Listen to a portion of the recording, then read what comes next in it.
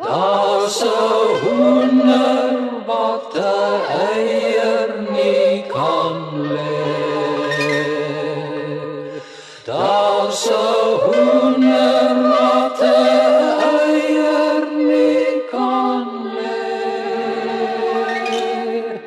Daar's 'n hoender wat 'n eier nie kan lê. Dis die haan wat op die kerktoren staan.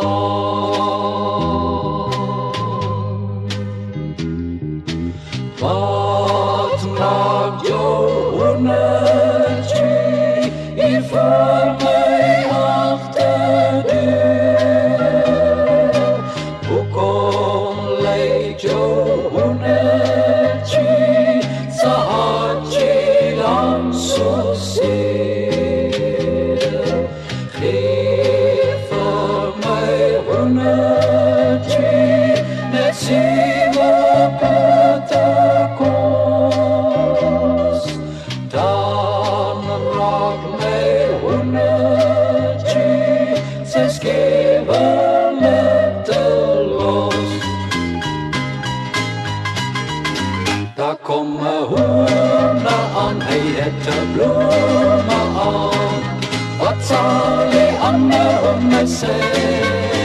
Hy is gedie en gedei, hy's gekolle en gedei. Hoe sal hy sy eie tjie? Daar kom 'n hoender aan, hy het 'n bloeme aan. Wat sal die ander hoender sê? Hy het 'n bruiskyn op sy kop en sy stert is ongedop. Hoe sal hy sy eie tjie